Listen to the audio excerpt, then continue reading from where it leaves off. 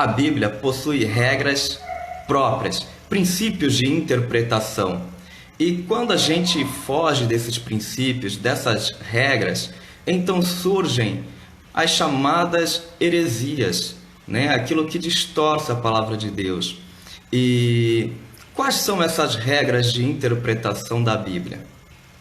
Regra número 1. Nunca afirmar com certeza o que a Bíblia não revela com clareza.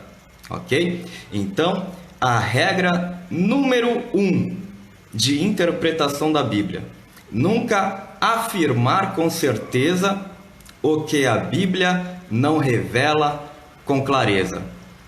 Abram aí a Bíblia em Apocalipse capítulo 10, versículo 4. Apocalipse capítulo 10, versículo 4. Diz assim a palavra de Deus: E quando os 7 trovões acabaram de emitir as suas vozes, eu ia escrever, mas ouvi uma voz do céu que me dizia: sela o que os 7 trovões disseram e não o escrevas. Notem que o apóstolo João, quando estava na ilha de Patmos, ele teve diversas revelações. E diz que no momento específico, os 7 trovões bradaram a sua voz e falaram algo para João. A pergunta é: o que os 7 trovões disseram para João? Gente, se a Bíblia diz que uma voz do céu falou para João: não escrevas, sela estas palavras e não o escrevas, então é porque não era para a gente saber. Se fosse para a gente saber, então João teria escrito. Qual a regra que se aplica nesse caso? Regra número 1.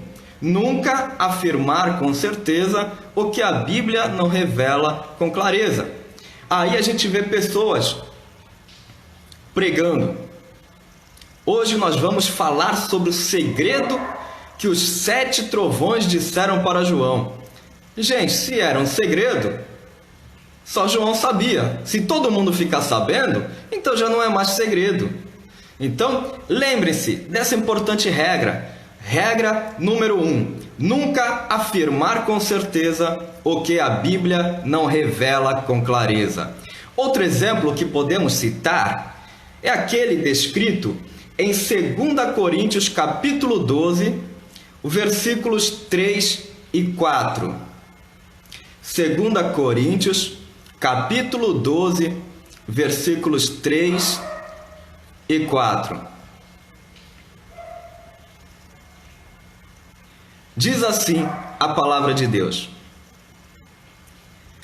E sei que este homem, se no corpo ou fora do corpo, não sei, mas Deus o sabe, foi arrebatado ao paraíso e ouviu coisas indizíveis, coisas que ao homem não é permitido falar. Versão NVI. Gente, veja que uma determinada pessoa foi arrebatada em espírito até o paraíso. E lá, esta pessoa ouviu coisas que não era permitido contar à humanidade, a nenhum ser humano. Aí alguém vem e diz: hoje eu vou revelar para vocês as palavras indizíveis que foram ouvidas no paraíso. Heresia, gente. Nunca afirmar com certeza o que a Bíblia não revela com clareza.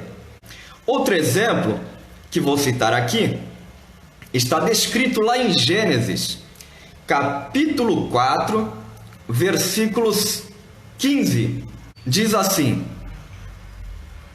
Mas o Senhor lhe respondeu: Não será assim. Se alguém matar Caim, sofrerá 7 vezes a vingança. E o Senhor colocou em Caim um sinal, para que ninguém viesse a encontrá-lo e o matasse. Versão NVI. Gente, prestem bem atenção. Caim, ele havia praticado o primeiro homicídio. Ele havia matado seu irmão Abel. E agora, com medo, ele achava que onde quer que ele fosse, o matariam por isso. Mas Deus colocou um sinal em Caim.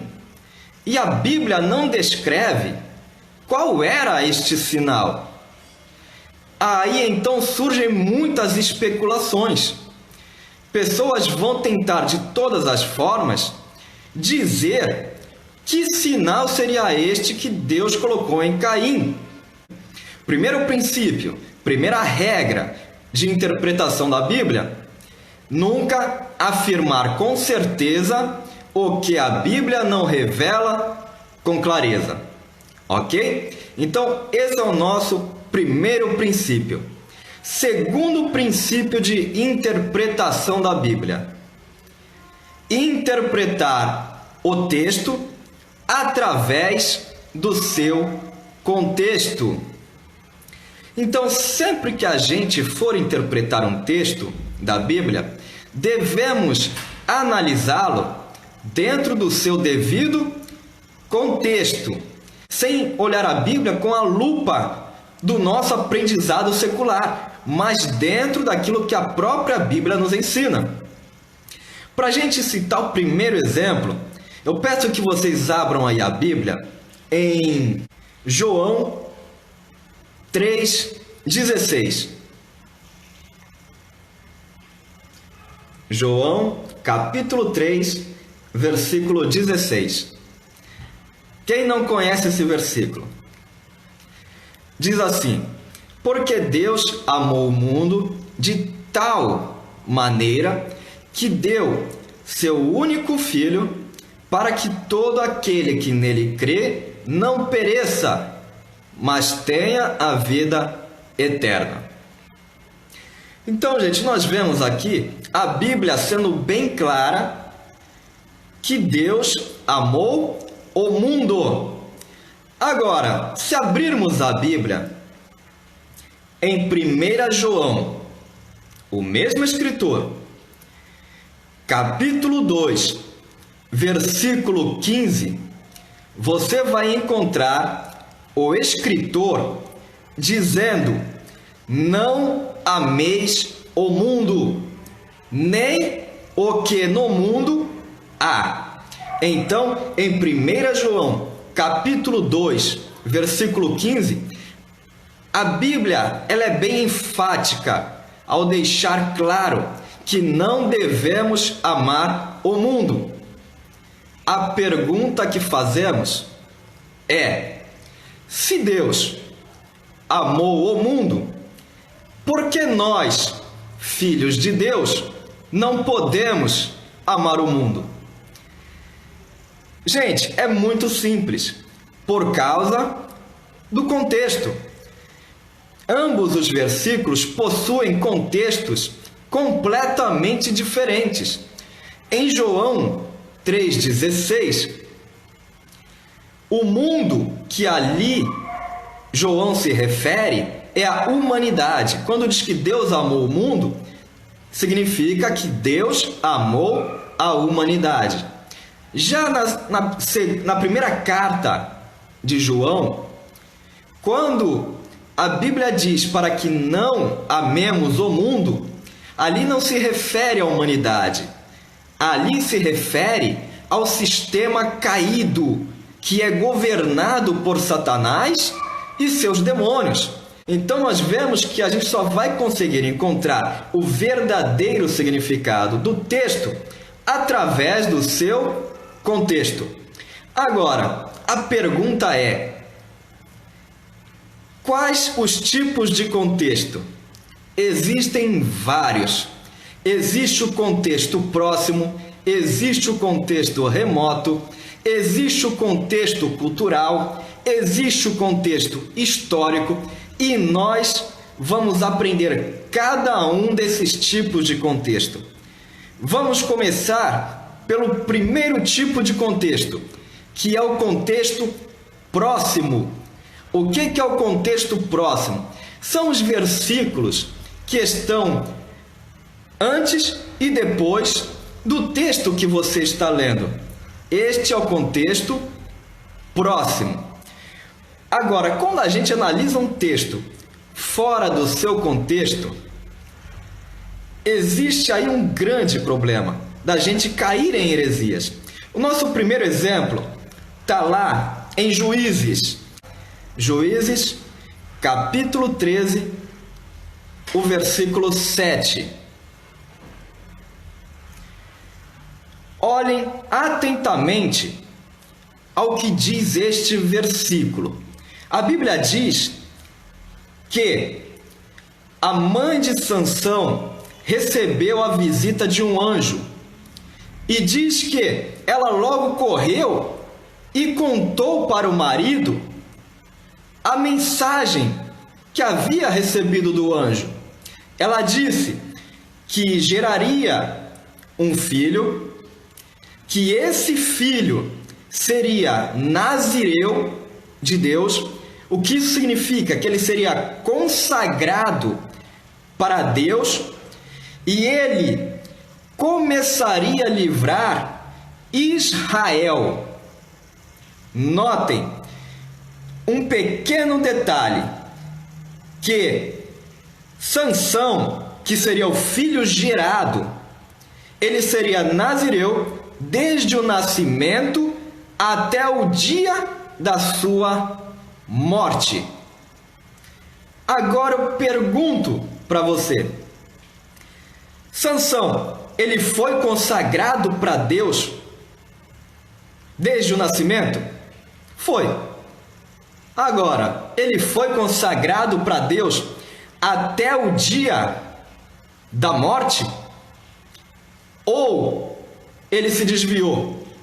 Quando fala até o dia da morte, significa um período contínuo, sem curvas, sem desvios, até, ou seja, ele seria consagrado até o dia da sua morte. Pergunto: Sansão foi consagrado desde o nascimento até o dia da sua morte? Pergunto: o anjo mentiu?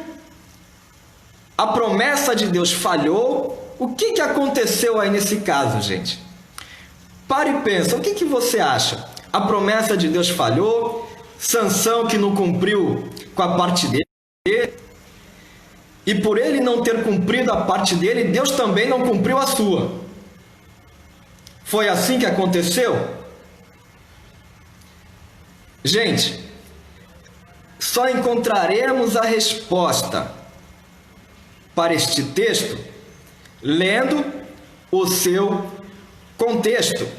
Lemos o versículo 7. Agora você leia o versículo 5. O que aconteceu de fato? Você vai ver no versículo 5 que, na verdade, o anjo não falou em momento nenhum que Sansão seria nazireu até o dia da morte. Quem inventou isso foi a mãe de Sansão.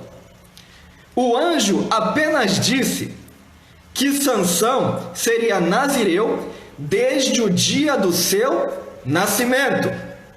E a mulher, ao receber a mensagem, correu para o marido e acrescentou: o menino será nazireu desde o dia do seu nascimento até o dia da sua morte.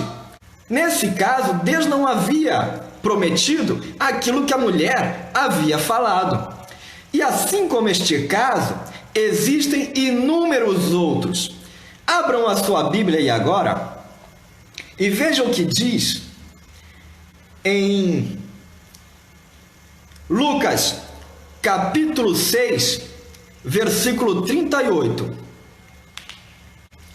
Dá e ser-vos-á dado, boa medida, recalcada, sacudida e transbordante, deitarão no vosso regaço. Aí utilizam esse texto para falar de prosperidade financeira.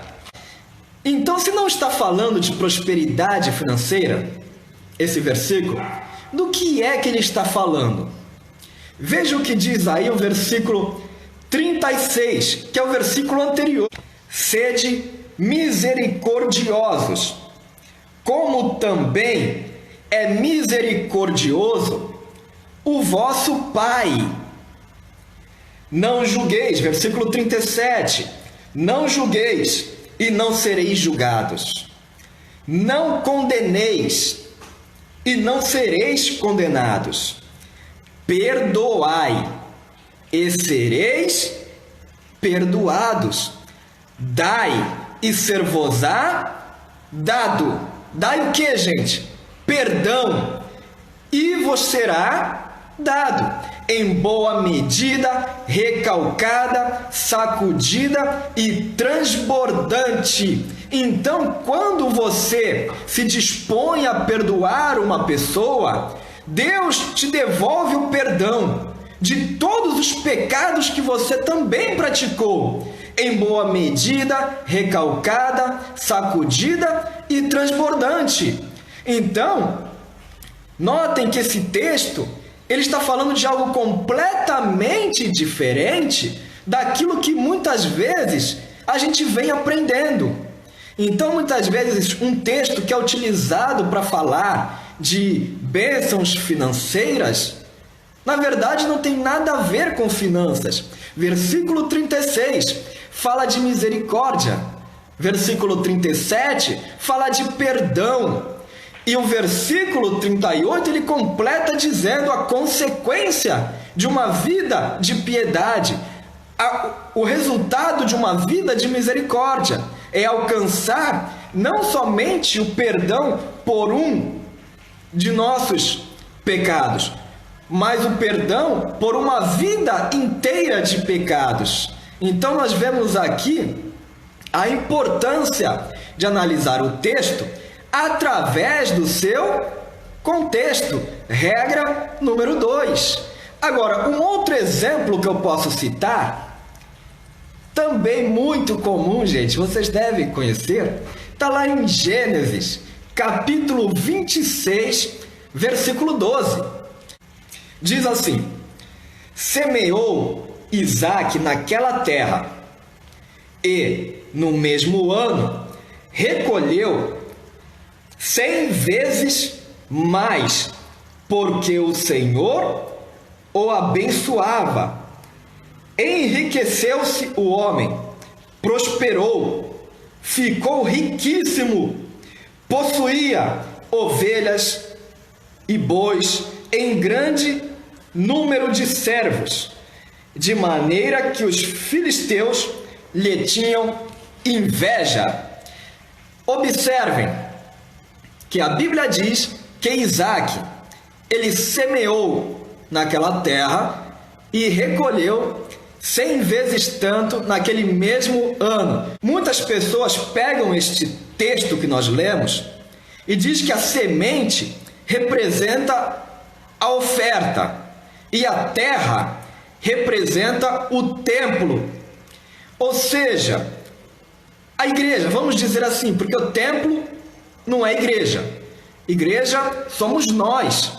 Então, muitos dizem que a semente é a oferta e a terra representa o templo. Mas não é, gente. É heresia. Então, quando a gente analisa o contexto próximo, o contexto imediato, a gente vai ver que terra não representa igreja. Terra não representa templo. Terra representa local de trabalho. repetindo, ou seja, terra não representa igreja, não representa templos.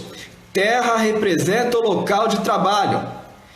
Isaac semeou naquela terra, ou seja, ele investiu em seu trabalho, em sua profissão e colheu naquele mesmo ano 100 vezes mais. Isso nós vemos acontecer. Pessoas que acreditam e investem no seu trabalho, investem nos estudos, investem numa faculdade, e lá na frente nós vemos essa pessoa colher os frutos desse investimento. Então não existe uma fórmula milionária, como as pessoas dizem. Você vem, traz a sua contribuição e você vai ver que você vai colher 100 vezes mais. Deus, ele pode todas as coisas? Pode. Só que o que o texto diz aqui é que Isaac, ele estava investindo em seu local de trabalho, não estava em momento nenhum fazendo barganha com Deus. Então, o que isso nos mostra é a importância de analisarmos um texto através do seu contexto. Então, lembre-se, terra não representa igreja, não representa templo. Terra representa local de trabalho. Isaac investiu naquela terra, ele semeou naquela terra, em seu local de trabalho, e recolheu 100 vezes mais naquele mesmo ano. Ok? Agora, outro exemplo que eu quero deixar aqui para vocês está em 2 Coríntios, capítulo 9, versículo 6. Diz assim a palavra de Deus: E isto afirmo, aquele que semeia pouco, pouco também ceifará. E o que semeia muito, muito também ceifará. Só que esse texto não está falando aquilo que a gente pensa que está falando. Por quê? Muitas vezes nós aprendemos e lemos esse texto sob outra ótica. A ótica que nos é passada através da religião. Mas quando a gente pega os princípios de interpretação da Bíblia, nós vemos que esse texto não fala exatamente daquilo que a gente pensa que fala. Se não está falando de oferta para o templo, ao que esse texto se refere? É simples, gente. É só analisarmos o contexto próximo. Nós vemos aí esse texto no versículo 6. Agora, vamos olhar o que está escrito no versículo 1. Versículo 1. 2 Coríntios, capítulo 9, versículo 1. Diz assim: Ora, quanto à assistência a favor dos santos, é desnecessário escrever-vos. Ou seja, essa contribuição que está descrita aí em 2 Coríntios, capítulo 9, versículo 6, não é oferta para o templo, era oferta aos irmãos necessitados. E esse texto, ele é ainda confirmado não somente pelo versículo 1, mas também pelo versículo 12. Olha o que diz o versículo 12, gente. Diz assim: porque o serviço desta assistência não só supre a necessidade dos santos, mas também redunda em muitas graças a Deus. Então notem que esse texto não fala de oferta, de contribuições para o templo. fala de contribuição para os necessitados. Então, gente, que a gente possa ajudar o nosso próximo, contribuir para o sustento do necessitado, não com mesquinhez, não com avareza, mas com alegria, porque Deus ama ao que dá com alegria, ok? Eu vou citar mais um exemplo aqui para a gente poder finalizar. Abram aí a Bíblia em 2 Crônicas, capítulo 20, versículo 20. Pergunta se fala 2 Crônicas ou 2 Crônicas? No Antigo Testamento é sempre no masculino, porque são livros. Então é 1 Reis, 2 Reis, 1 Crônicas e 2 Crônicas. Por quê? É primeiro livro de Crônicas. Aí abrevia, fica 1 Crônicas. Segundo livro de Crônicas, abrevia, fica 2 Crônicas. No Novo Testamento, a regra é sempre no feminino. Por quê? Porque são cartas. Então, é primeira carta aos Coríntios. Aí abrevia, fica 1 Coríntios. Segunda carta aos Coríntios. Abrevia, fica 2 Coríntios.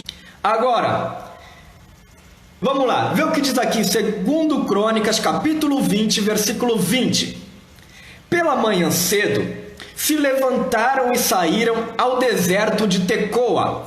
Ao saírem eles, pôs-se Josafá em pé e disse: ouve-me, ó Judá, e vós, moradores de Jerusalém, crede no Senhor vosso Deus, e estareis seguros.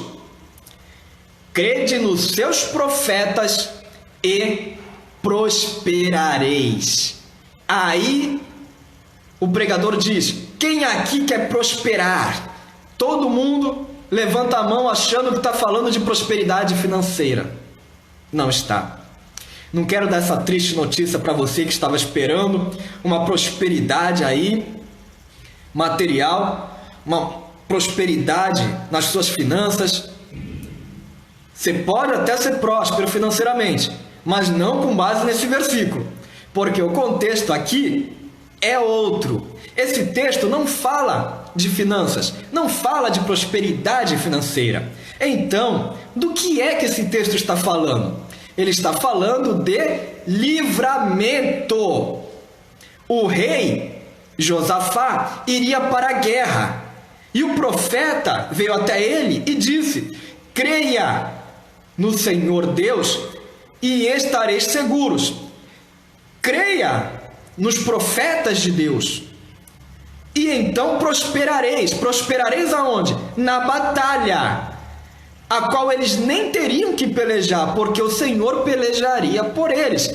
É o que nós lemos no versículo 17. Veja o que diz aí o versículo 17. Diz assim: neste encontro não tereis que pelejar. Tomai posição, ficai parados e vede o livramento que o Senhor vos dará, ó Judá e Jerusalém. Não temais, nem vos assusteis.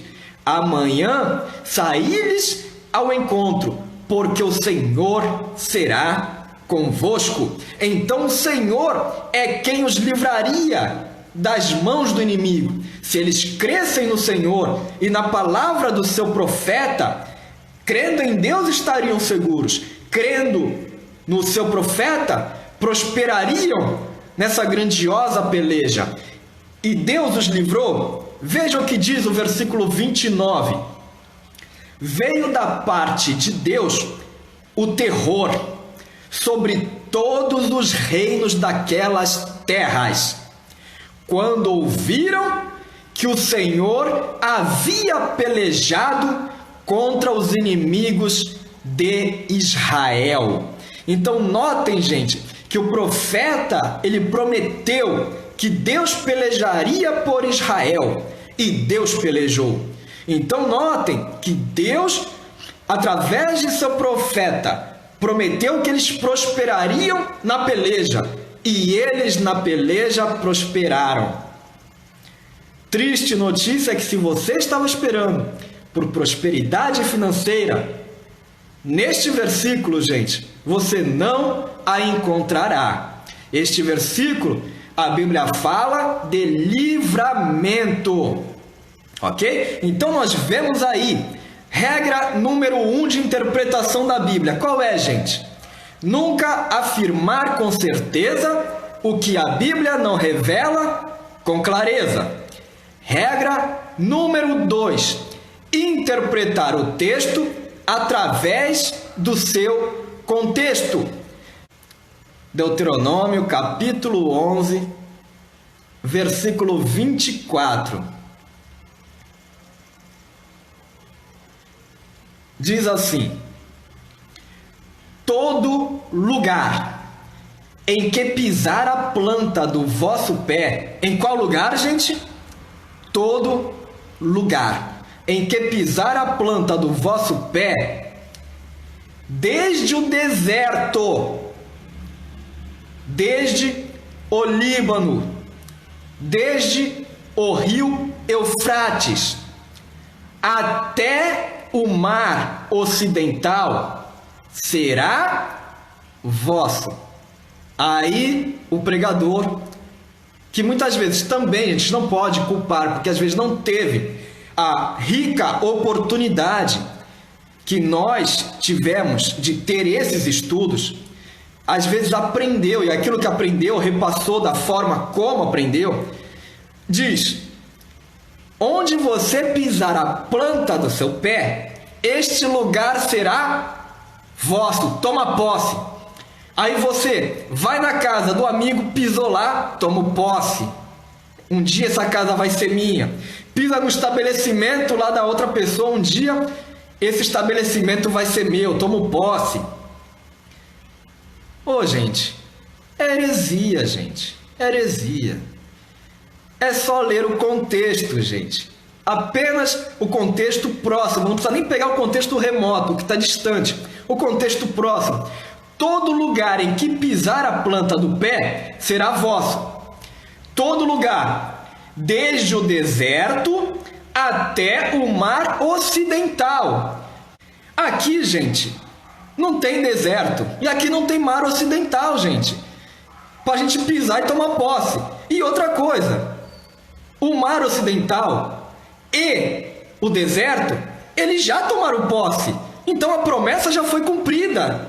Então nós vemos que quando alguém diz que onde você pisar a planta do pé, você vai tomar posse, e ainda usa o nome de Jesus para isso, gente, lembrem-se, é texto fora de contexto. Então, gente, quando alguém fizer uma campanha de que vai tomar posse de determinado lugar, que vai rodear a cidade, eu não vou nem entrar nesse mérito, e as muralhas vão cair, aí vocês ficam rodeando o quarteirão.